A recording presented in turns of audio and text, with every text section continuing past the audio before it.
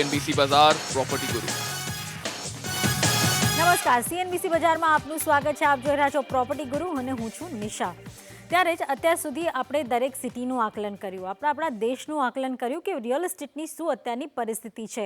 ગુજરાતની પણ આપણે પરિસ્થિતિ જોઈ, પણ આજે આપણે અમદાવાદની પરિસ્થિતિ જોવાના છે, એટલે કે ડિમાન્ડ સપ્લાય કેવું છે, કઈ રીતની ઓન ગ્રાઉન્ડ સિચ્યુએશન છે. તો આ ચર્ચાને આજે આપણે આગળ વધારીએ અને આપણા ગાઈડિંગ લાઇટ આપણે કહી શકીએ CBREના ડાયરેક્ટર જીગર મોતા આપણી સાથે જોડાયા છે. તો જીગરની સાથે સાથે આજે આપણે ઓન ગ્રાઉન્ડ સિચ્યુએશન જાણવા માટે બે ડેવલપર્સ આપણી સાથે અમદાવાદથી જોડાયા છે. આપણી સાથે જોડાયા છે સ્વાગત વ્યાસ, જેઓ વિશ્વના બિલ્ડર્સથી છે, અને સાથે યશ બ્રહ્મભટ્ટ, જેઓ શિલ્પ ડેવલપર્સથી છે. આ ત્રણેયનું સ્વાગત છે CNBC બજારમાં. તો જે રીતે હું કહેતી હતી કે અત્યાર સુધી અમે ગુજરાતનું આકલન અથવા પરિસ્થિતિ જાણવાની કોશિશ કરી, અને જીગર હંમેશા અમને અપડેટ્સ આપતા જ હોય છે. પણ હું સીધું અત્યારે ઓન ગ્રાઉન્ડ ક્વેશ્ચન જાણવા માંગીશ, અને યશ હું આપથી જાણવા માંગીશ, કારણ કે અત્યારની સિચ્યુએશન આખા 1.5 વર્ષમાં ખાસી બદલાઈ ગઈ છે. આખો અપ્રોચ કેટલો બદલાતો તમને દેખાયો છે ગુજરાતમાં રિયલ એસ્ટેટ પ્રત્યે? કોરોનાનો જ્યારે ફર્સ્ટ ફેઝ હતો એ પછી અચાનક જ રેસિડન્સ માર્કેટમાં ઘણી જ રિક્વાયરમેન્ટ નીકળી છે, અને એમાં સેલિંગ પણ ઘણું સારું થયું છે. લોકોને ઘરની કિંમત સમજાઈ છે કે કોરોનામાં એક ઘર જ કામ આવ્યું હતું બીજા બધી વસ્તુઓ કરતા. એટલે જે લોકો નાના ઘરમાં રહેતા હતા એ મોટા ઘર લેવા માટે એ લોકો શોધવાનું ચાલુ કર્યું. 2 બેડરૂમમાં રહેતા હોય, 3 બેડરૂમમાં મકાન શોધતા હતા. જે રેન્ટ ઉપર રહેતા હતા એ એમ વિચાર્યું કે હવે પોતાનું જ ઘર વસાવી લઈએ, કે જેથી આવો કોઈ સમય આવે તો આપણે ભાડાનું ના ચૂકવવું પડે અને પોતાના જ ઘરમાં આપણે વસી શકીએ. એ સિવાય ગવર્મેન્ટે પણ હાઉસિંગ ઇન્ટરેસ્ટ રેટ જે છે એ બિલો 7% કર્યા છે, જેથી જેમને ઘરના ઇન્સ્ટોલમેન્ટ પરવડતા નતા એ એમના એફોર્ડમાં થવા માંડ્યા. એટલે એ પણ એક બેનિફિટ થયો છે. લોકો સિટીમાં જે ડેન્સ એરિયામાં રહેતા હતા, પોળમાં રહેતા હોય કે જૂના મકાનોમાં રહેતા હોય, એમને એવું થયું કે બહાર આવીએ એટલે બહારના નવા એરિયા જે ડેવલપ થાય છે, જેમ કે રિંગ રોડની સરાઉન્ડિંગ જે એફોર્ડેબલ હાઉસિંગનો આખો જે બેલ્ટ છે, એમાં ઘણી સારી એમ્યુનિટીઝ નવા મકાનોમાં મળે છે. ઓપન સ્પેસ, ગાર્ડન, એમ્યુનિટીઝ, એ બધી ફેસિલિટી મળે છે જે એમના જૂના મકાનોમાં નથી મળતી. અને એના લીધે એ લોકોને જ્યારે કોરોનામાં ક્વોરન્ટાઇન થવાનું થયું કે લોકડાઉન જેવા પીરિયડમાં એ નાના ઘરોમાં જેમાં અમુક સુવિધાઓ નથી, એમાં એમને ઘણી પરેશાની ભોગવવી પડી, જેથી એ લોકો નવા સ્કીમોમાં શિફ્ટ થવા માટે પ્રેરાયા છે. ઓકે, ત્યારે સ્વાગત હું આપથી જાણવા માંગીશ, કારણ કે અત્યારે તમે જુઓ તો જે રીતે યશે પણ કીધું કે રેસિડેન્શિયલ અથવા તો ઘરની મહત્તા લોકોને સમજાય છે, પણ એવામાં કયા રીતના ઘરોની ડિમાન્ડ વધી છે? કારણ કે આપણે જોઈએ છે પહેલાં લોકો બંગલામાં રહેવાનું પસંદ કરતા હતા, હવે આપણે જોઈ રહ્યા છીએ હાઈરાઇઝ બિલ્ડિંગ્સ બની રહી છે અને ત્યાં પણ ડિમાન્ડ વધી રહી છે. તો અફોર્ડેબલ તરફ વધુ અપ્રોચ છે કે લક્ઝરી તરફ? તે ખૂબ જ સાચી વાત છે કે લોકડાઉન પછી મોટા ઘર માણસ જે કાર્પેટ એરિયામાં પહેલા વસતો હતો એના કરતા 20%, 25%, 30% જેવો મોટો એરિયા પ્રિફર કરે છે. અને એ ધારો કે આપણે જોઈએ કે એક લક્ઝરિયસ હાઉસિંગ હોય કે ધારો કે અફોર્ડેબલ હાઉસિંગ હોય, એની રિક્વાયરમેન્ટ પહેલા કરતા in terms of square fit 20% થી 25% એરિયાની ટર્મ્સમાં વધેલી જ છે. એ ધારો કે માન લો કે 4 BHK ફ્લેટમાં રહેતો હોય, જે કોમ્પેક્ટ હોય, એનું ફેમિલી સાઇઝ ધારો કે 2 ભાઈઓની અથવા એક ફાધર ને 2 સન્સની હોય, તો એ જ ફેમિલી સાઇઝમાં એ વધારે મોટો એરિયા પ્રિફર કરે છે.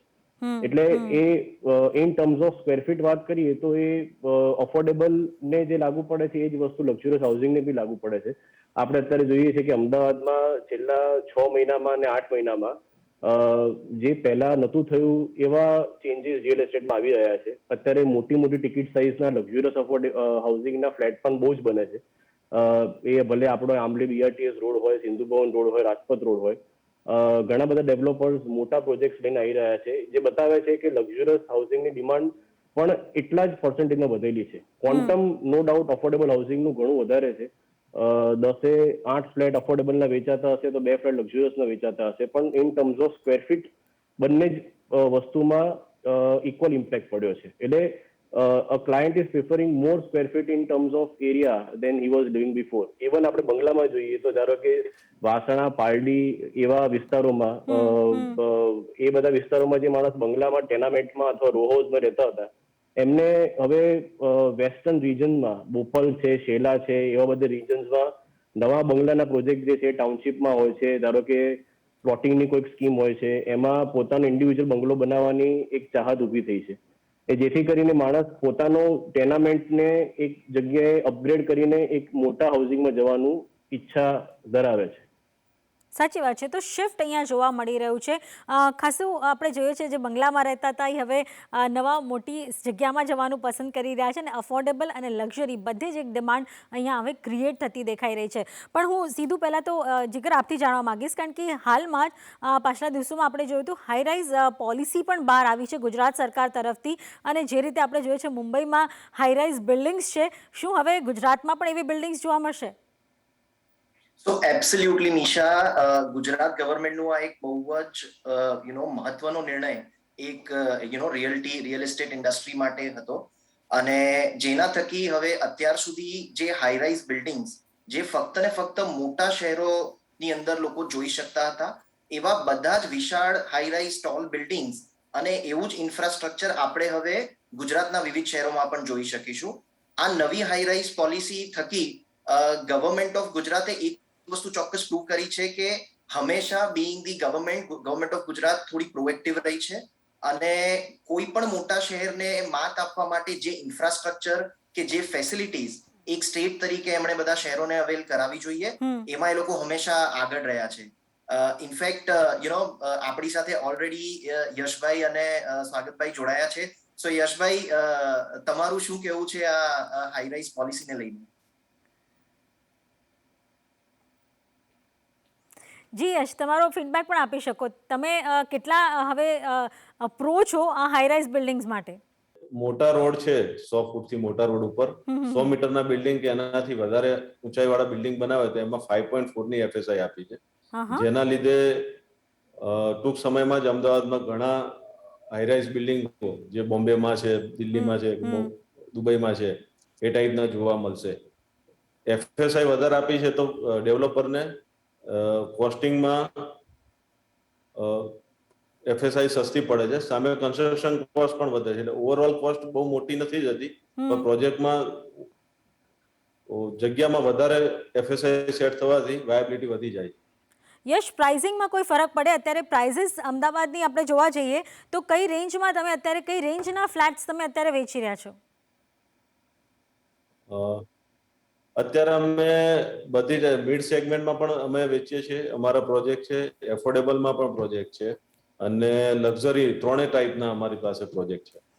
50-60 લાખ રૂપિયાના બજેટથી લઈ અને 1.5 કરોડ, 2 કરોડ અને 2.5 કરોડ સુધીના બજેટના ફ્લેટો અમે વેચીએ.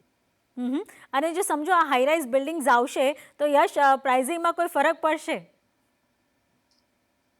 FSI વધારે સરકારે આપી છે એટલે પ્રાઇઝિંગમાં બહુ મોટો ફરક નહીં પડે, પણ ડિપેન્ડ છે કે એની અંદર કેટલી સ્પેસિફિકેશન શું છે, એમાં એમ્યુનિટી શું આપે છે, એની ઉપર પ્રાઇઝિંગ રહેશે. ડેફિનેટલી, કારણ કે જ્યારે હાઈરાઇઝની વાત કરીએ અને મુંબઈના તમે હાઈરાઇઝ બિલ્ડિંગ્સ જુઓ તો તેમાં બધી જ ફેસિલિટી હોય છે, ક્લબ હાઉસથી લઈને ગાર્ડન્સથી લઈને ઇવન સ્પોર્ટ્સ કોમ્પ્લેક્સ પણ તમને ત્યાં જોવા મળે છે, મિની થિયેટર્સ પણ જોવા મળે છે. તો અત્યારે લોકો આવી ફેસિલિટી માટે પણ એક્સપેક્ટ કરે છે કે આવી ફેસિલિટી હોય. જીગરજી, હું આપથી જાણવા માંગીશ, કારણ કે અત્યારે આપણે જોયું છે થોડો અપ્રોચ NRIsનો પણ ભારત તરફ થયો છે અને ગુજરાત તરફ ખાસ, કારણ કે ગુજરાતના જ ઘણા લોકો આપણે જોયા છે બહાર જઈને વસ્યા છે, એમનો કેવો અપ્રોચ છે ગુજરાતમાં રોકાણ માટે અને ઇન્વેસ્ટમેન્ટ માટે રિયલ એસ્ટેટમાં? સો નિશા, ડેફિનેટલી એક પોઝિટિવ અપ્રોચ આ દરેક તમે NRI અથવા NRG, જે બહુ ફેમસ ટર્મ છે ગુજરાતમાં, નોન રેસિડેન્ટ ગુજરાતીઝ, સો એ લોકોનો અપ્રોચ ગુજરાત માટે હંમેશા એક પોઝિટિવ રહ્યો છે. તમે કોઈ પણ નોર્મલી ગુજરાતના નેટિવ જે લોકો અબ્રોડમાં વસે છે, એ લોકો એક અથવા બીજી રીતે ડેફિનેટલી પોતાનું એક ઇન્વેસ્ટમેન્ટ પોતાના હોમ સ્ટેટમાં કરવા માટે પહેલાથી પ્રેરાયેલા હતા, અને આજે પણ એ ફ્લો અવિરત ચાલુ છે. આ હાઈરાઇઝ પોલિસીના કારણે જે આપણે જણાવ્યું એ પ્રમાણે નવી એમ્યુનિટીઝ જે એક બિલ્ડિંગ્સની અંદર આવશે, એના કારણે ડેફિનેટલી એ એક પોઝિટિવ ઇમ્પેક્ટ એમના માઇન્ડસેટ પર બી આવશે, બીકોઝ અત્યાર સુધી આ બધી જ એમ્યુનિટીઝ અને ફેસિલિટીઝ ફક્ત મોટા શહેરોના મોટા કોમ્પ્લેક્સીસમાં અવેલેબલ થઈ રહી હતી, જે હવે ડેફિનેટલી આગળ જતા આપણે એ એમ્યુનિટીઝ અને ફેસિલિટીઝ અમદાવાદના પણ વિવિધ બિલ્ડિંગોમાં જોઈ શકીશું. ત્યારે જ સ્વાગત, હું આપથી જાણવા માંગીશ, કારણ કે એ એક ફેક્ટર એવું કામ કરે છે કે રેસિડેન્શિયલમાં રોકાણ કરીએ કે ક્યાંક કમર્શિયલમાં રોકાણ કરીએ, આ કન્ફ્યુઝન હોય છે. તો અત્યારે જ્યાં સુધી આપણે જોયું કે કમર્શિયલ સેગમેન્ટ અત્યારે સારું પરફોર્મ નથી કરી રહ્યું, પણ તમારું આકલન શું કહે છે? પહેલાં કરતાં કેટલો ફરક પડ્યો છે કમર્શિયલમાં અને રેસિડેન્શિયલ ડિમાન્ડમાં?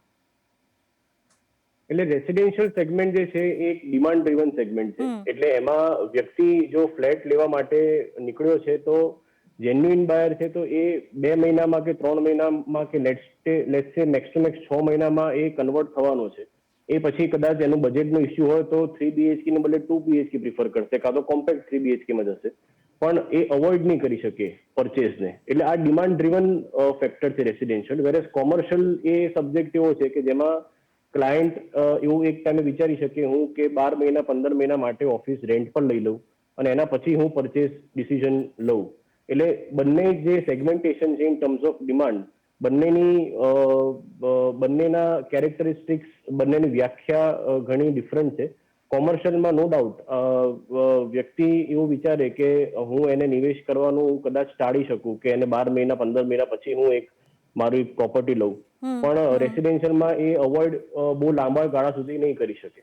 અને સામે રેસિડેન્શિયલમાં એને એટ્રેક્ટિવ હોમ લોનના રેટ્સ ને બધું દેખાઈ રહ્યું છે. એટલે રેસિડેન્શિયલની ડિમાન્ડ નો ડાઉટ કોમર્શિયલ કરતા એક ઘણા સારા સ્ટ્રોંગ ફોર્સે જઈ રહી છે. પણ કોમર્શિયલની ડિમાન્ડ પણ અત્યારે નહીં તો નેક્સ્ટ 2 ક્વાર્ટર્સ પછી બાઉન્સ બેક તો ચોક્કસથી થશે. તો યશ, હું આ જ વસ્તુ તમારાથી પણ જાણવા માંગીશ, કારણ કે કમર્શિયલનો આખો કન્સેપ્ટ બદલાઈ ગયો છે.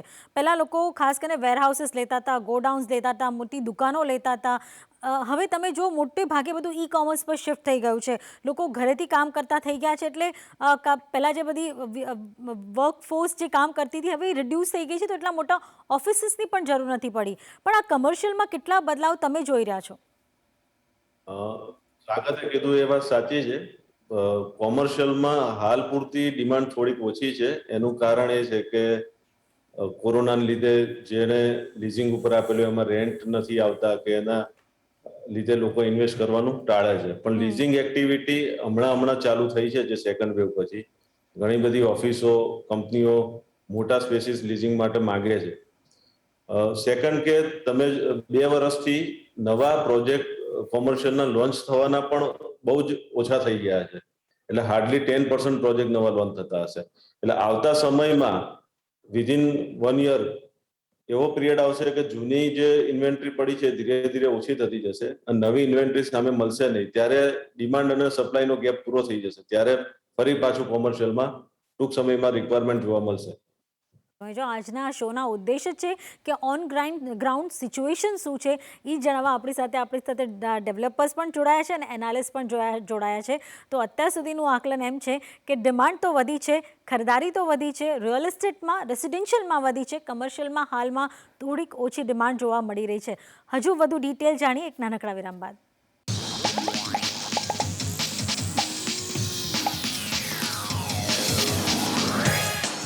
CNBC बाजार प्रॉपर्टी गुरु. એક નાનકડા વિરામ બાદ સ્વાગત છે. ત્યારે જ આજે આપણી સાથે ચર્ચામાં જીગર મોહતાસ, સ્વાગત વ્યાસ અને યશ બ્રહ્મભટ્ટ જોડાયા છે. તો એક એનાલિસ્ટ છે અને 2 ડેવલપર્સ છે, એટલે તમને ઓન ગ્રાઉન્ડ સિચ્યુએશનની પૂરી જાણકારી અહીંયા આપશે. તો આગળ હું ડિટેલમાં વાત કરીશ. યશ, હું આપથી જાણવા માગું છું, કારણ કે તમે નવા લોન્ચીસની વાત કરી. નવા લોન્ચીસ થોડા ઓછા થયા છે, ઇમ્પેક્ટ પડી છે, પણ હવે આગળનું સિચ્યુએશન શું છે? તમે નવા લોન્ચીસ ક્યારે અને કઈ રીતે પ્લાન કરી રહ્યા છો અને કયા સેગમેન્ટ માટે પ્લાન કરી રહ્યા છો? કોમર્શિયલમાં નવા લોન્ચીસ ઓછા થયા છે. રેસિડેન્સમાં તો નવા લોન્ચીસ ઘણા વધી ગયા છે. એમાં ડિમાન્ડ પણ વધારે સારી છે. કોમર્શિયલમાં લોન્ચીસ ઓછા થયા છે એનો બેનિફિટ આવતા ટાઈમમાં એ મળશે કે જેટલી ઇન્વેન્ટરી વધી છે પૂરી થઈ જશે અને ફરી નવી ડિમાન્ડ જનરેટ થશે. અને કોમર્શિયલમાં એવું પણ નથી કે એકદમ ડિમાન્ડ નથી. જે સારા એરિયા છે જેમ કે SG હાઈવેની આજુબાજુ છે, જે લોકોની ફર્સ્ટ ચોઇસ હોય છે ઓફિસ માટે, સિંધુ ભવન રોડ છે કે શોરૂમ માટે, ત્યાં તો હજી પણ ઓછી થઈ છે ડિમાન્ડ, પણ છે બીજા એરિયા કરતા ઘણી સારી ડિમાન્ડ છે. સાથે જ યશ, હું માફ કરજો, સ્વાગત. હું આપથી જાણવા માંગીશ કે જે કોઈ પણ જ્યારે આપણે પ્રોજેક્ટ લોન્ચ કરીએ છીએ ત્યારે એક ઇન્ફ્રાસ્ટ્રક્ચર બહુ મહત્વનું કામ કરી જાય છે, કારણ કે ઇન્ફ્રાસ્ટ્રક્ચર હોય, રોડ્સ હોય કે આજુબાજુ ઇમ્યુનિટી સારી હોય તો લોકો વધુ જલ્દી લેવાનું પ્રેફર કરે છે. અત્યારના આ રીતના ઇન્ફ્રાસ્ટ્રક્ચર ડેવલપ થઈને કોઈ નવા એરિયાઝ તમે જુઓ છો જ્યાં ડેવલપમેન્ટ થઈ શકે અને જ્યાં વધુ ઓપોર્ચ્યુનિટી હોય? અમદાવાદનો જે વેસ્ટર્ન રીજન છે, રિંગ રોડની વેસ્ટની તરફ, એ બાજુ ઘણા બધા એરિયાઝ એવા છે, ઘણી બધી ટાઉન પ્લાનિંગ સ્કીમ્સ છે જે સરકારે રોલ આઉટ કરેલી છે, જે અત્યારે ફૂલ ફ્લેજ ડેવલપમેન્ટમાં છે. જેમાં સાઉથ બોપલ, ઘુમા, શેલા, ગોધાવી, શીલજ એવા વગેરે બધા એરિયાઝ આવે છે.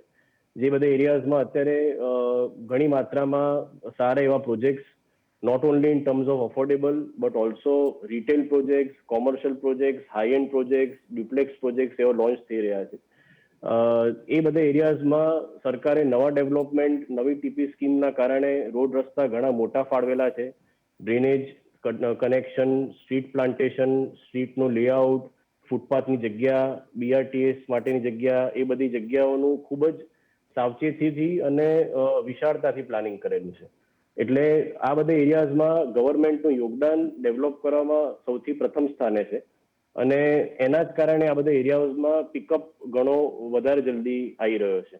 લોકોને સિટી સાઈડ કરતા આ બધા એરિયાઝમાં લગભગ પર સ્ક્વેર ફીટની ટર્મ્સમાં વાત કરીએ તો 50% ડિફરન્સ પર યુનિટ મળતા હોય છે. એટલે એ એવું પ્રિફર કરે છે કે હું મોટા સાઇઝના યુનિટમાં જઉં, ભલે એ ઓફિસ હોય, એક દુકાન હોય, એક ફ્લેટ હોય કે એક ડ્યુપ્લેક્સ હોય. એટલે એવા ટ્રેન્ડમાં કોસ્મોપોલિટન કલ્ચર ઘણું આ બાજુ વળતું જોઈ રહ્યું છે. અમે બી કોમર્શિયલ પ્રોજેક્ટ આવી રીતના જ વેસ્ટર્ન રિજનમાં શેલા વિસ્તારમાં લાવી રહ્યા છે, જેનું 1.25 લાખ ફૂટનું બાંધકામ છે, અને રેસિડેન્શિયલ પ્રોજેક્ટ છે જેમાં 9 લાખ ફૂટનું બાંધકામ છે. એટલે ઇન ટર્મ્સ ઓફ સાઇઝિંગ આ બધા ન્યૂ લોન્ચીસ ના કારણે અમે લોકો ઘણો જાતનો માણસોમાં ક્રેઝ જોયો છે કે જે એક અપર એન્ડને ટાર્ગેટ કરતો હોય. માણસને એ જે જગ્યામાં રહે છે એના કરતાં એક મોટી જગ્યામાં જવા માટેની કન્સિસ્ટન્ટ પ્રયત્ન છે, એ જોઈ રહ્યા છે આપણા એરિયાઝમાં. તો સ્વાગત, તમારા તમે જે ડેવલપ કરો છો એમાં કેટલી ઇન્વેન્ટરીઝ અત્યારે બાકી હશે, અને કેટલી અત્યારે તમે હવે નવા લોન્ચીસ માટેની તૈયારી કરી રહ્યા છો? અમારો જે 4 BHK પ્રોજેક્ટ છે એક માણેકબાગમાં, એમાં ઇન્વેન્ટરી ઇન ટર્મ્સમાં કન્સ્ટ્રક્શન સ્ટેજથી ઘણી બધી લિંક હોય છે. એટલે પ્રોજેક્ટ કયા કન્સ્ટ્રક્શન સ્ટેજ પર છે એની જોડે ઇન્વેન્ટરીનું લિંકઅપ ઘણું જોવાઈ રહ્યું છે. એટલે 4 BHKમાં સ્વાભાવિક છે કે ઇન્વેન્ટરી કદાચ લિક્વિડેટ થતા વાર લાગે, પણ અફોર્ડેબલ સેગમેન્ટમાં જે પ્રોજેક્ટ અમારા 2-3 પ્રોજેક્ટ છે, 15 લાખ ફૂટનું કામ છે, જે નું ડિલિવરી ટાઈમલાઈન 6 થી 12 મહિનાની વચ્ચે છે, એમાં ઇન્વેન્ટરી એબ્ઝોર્પ્શન ઘણું વધારે સારું છે. અને લક્ઝરિયસ સેગમેન્ટમાં ઇન્વેન્ટરી એબ્ઝોર્પ્શનની રેટ, જે આપણે સેલ્સ વેલોસિટી કહીએ છીએ, એ થોડી ઓછી છે અત્યારે કમ્પેરમાં. તો સેમ ક્વેશ્ચન યશ આપથી હશે કે તમારા પ્રોજેક્ટ્સમાં અત્યારે કેટલી ઇન્વેન્ટરીઝ બાકી છે અને કયા નવા લોન્ચીસ છે આગળ? જે પ્રોજેક્ટ અમારો કમ્પ્લીશન ઉપર છે એમાં ઓલમોસ્ટ 75 કે 80% સોલ્ડ થઈ ગયું છે. જે સ્ટાર્ટિંગ સ્ટેજમાં હોય છે, જેમ કે બેઝમેન્ટમાંથી હજી પ્લિન્થ લેવલે આવીએ છીએ, એમાં ઓલમોસ્ટ 50% જેટલું સેલ છે.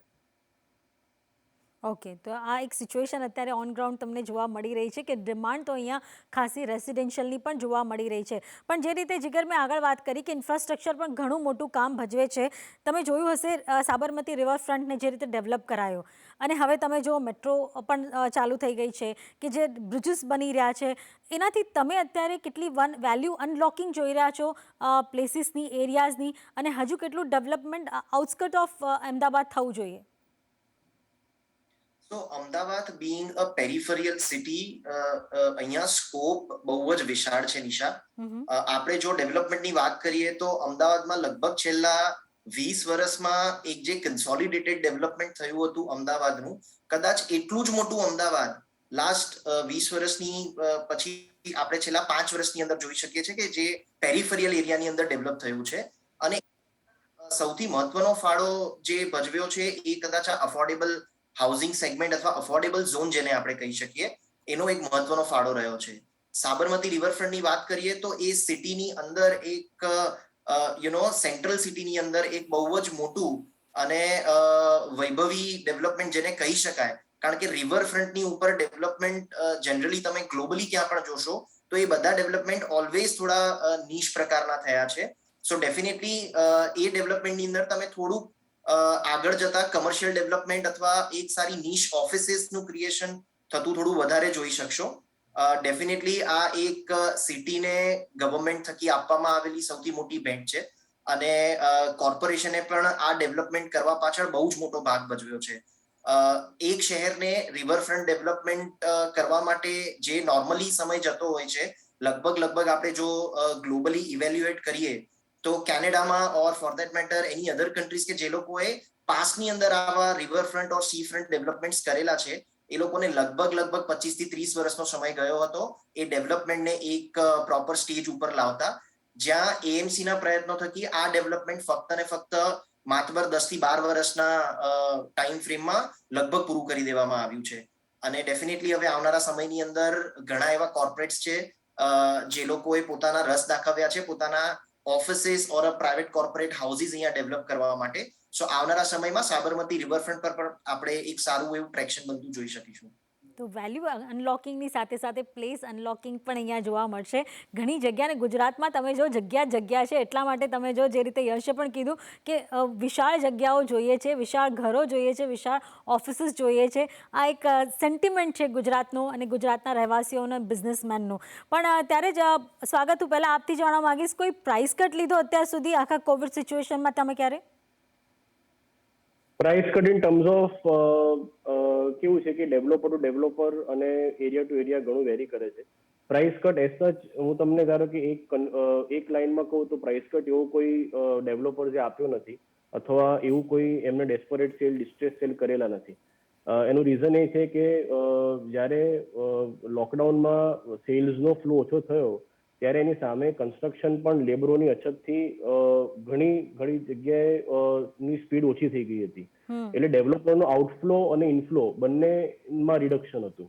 એટલે જે developers those were sitting on good balance sheet અથવા જેમાં જે લોકો ની પાસે પ્રોજેક્ટ્સની ટર્મ્સમાં ફૂલ કેપેબિલિટી છે ડિલિવર અને એનહાન્સ કરવાની, એ લોકોએ કોઈ પણ જે આપણે ગ્રેડ એ ડેવલપર્સ કહીએ છીએ ઇન શોર્ટ, એ લોકોએ કોઈ પણ જાતનો પ્રાઇસ કટ રિલીઝ નથી કર્યો અને they all waited for the right time, for the right scenario to strike back.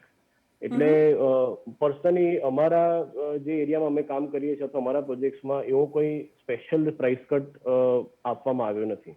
પણ યશ, આપથી જાણવા માંગીશ કે શું કોઈ તમે ડિસ્કાઉન્ટ્સ આપ્યા છે, શું કોઈ તમે કોઈ પર્ક્સ આપ્યા છે ઘર ખરીદવા માટે, અને આગળ જતાં હવે તમને ડિમાન્ડ કેવી લાગે છે? જ્યારે સેલિંગ કોરોના પછી સારું થયું છે તો ડિસ્કાઉન્ટ આપવાનો તો પ્રશ્ન નથી થતો. હા, ડેફિનેટલી, પણ લોકોને પેમેન્ટ પ્લાન્સ આપ્યા છે કે તમે થોડાક પેમેન્ટ પ્લાન રિલેક્સ વાળા આપ્યા છે. ઇનફેક્ટ કોરોના પછી મટીરિયલના કોસ્ટ બહુ વધી ગયા છે. સ્ટીલના કોસ્ટ ઓલમોસ્ટ 1.5 ટાઈમ્સ થઈ ગઈ છે. બધા જ કોમોડિટી, એલ્યુમિનિયમ છે, ગ્લાસ છે, બધાની કોસ્ટ વધી ગઈ છે, જેનાથી ઓવરઓલ અમારી કન્સ્ટ્રક્શન કોસ્ટ 200 રૂપિયા જેટલી સ્ક્વેર ફીટ વધી ગઈ છે, જેનો ભાવ વધારો હજી સુધી પૂરેપૂરો અમે સેલિંગમાં નથી નાખ્યો, પણ આવતા સમયમાં એ ભાવ વધારો થશે જ. એટલે અત્યારે કોઈને મકાન લેવું હોય તો બેસ્ટ પીરિયડ છે. આવતા 1-2 મહિના કે 3 મહિનામાં 5-7% ભાવ વધારો થશે એવું મને ચોક્કસ દેખાઈ રહ્યું છે. ડ્યુ ટુ મટીરિયલની કોસ્ટ વધી છે, ઇવન લેબરની કોસ્ટ પણ વધી છે. પહેલા અમારે લેબરોને જે રહેવાની અને જે સુવિધા કરવાની થતી હતી એ હવે કોરોનાને લીધે એના માટે પણ ઘણો ખર્ચ કરવો પડે છે. એ લોકોને સ્પેશિયસ જગ્યા આપવી પડે છે કે એમને સેફટી માટે બીજા પ્રિકોશન્સ લેવા પડે છે. એટલે ઓવરઓલ કોસ્ટ વધવાને લીધે આવતા સમયમાં 5-10% ઘરોની કિંમતો વધશે. આ એક સચોટ વાત કહી છે તમે કે અત્યારે કન્સ્ટ્રક્શન કોસ્ટ વધી રહી છે, તમારે બાંધકામની કોસ્ટ વધી રહી છે, અને એના માટે તમે જો પ્રાઇસ હાઈક આવી શકે, પ્રાઇસ ઓછો તો નહીં જ થાય. એટલે આ ખાસ તમે ધ્યાન રાખજો. જો તમને અમદાવાદમાં ઘર લેવું હોય કે ક્યાં પણ ઘર લેવું હોય તો હવે તમારે ઘર લેવાની સારી તક છે. ઇન્ટરેસ્ટ રેટ પણ ઓછા છે અને આ લેવલે ઇન્વેન્ટ્રીઝ પણ તમને મળી રહી છે. આગળ જતાં કદાચ રેડી ટુ મૂવ ઇન્વેન્ટ્રીઝ પણ કદાચ ઓછી જોવા મળે, કારણ કે જે રીતે ઝડપે ઘર વેચાઈ રહ્યા છે. ત્યારે જ યશ સાથે સ્વાગત અને જીગર, આપ સૌનો આપનો ખૂબ ખૂબ આભાર અત્યારની હાલની સિચ્યુએશન અમદાવાદની દર્શકો સુધી પહોંચાડવા માટે અને અમારી સાથે બધી ચર્ચામાં જોડાવા માટે ખૂબ ખૂબ આભાર આપ ત્રણેયનો. Thank you so much. Thank you. તો પ્રોપર્ટી ગુરુમાં તમે અત્યાર સુધી જાણ્યું કે અમદાવાદમાં અત્યારે પરિસ્થિતિ રેસિડેન્શિયલમાં સારી છે, કમર્શિયલમાં ધીરે ધીરે પિકઅપ થઈ રહ્યું છે અને આગળ જતાં પ્રાઇસ હાઇકની તૈયારીઓ અત્યારે જોવા મળી રહી છે. તો ઘર લેવું હોય તો હાલે જ તત્વરે તમે જઈને આગળ ઘર બુક કરાવી શકો છો. તો પ્રોપર્ટી ગુરુમાં હાલે આટલું જ. વધુ અપડેટ માટે જોતા રહો CNBC બજાર. નમસ્કાર.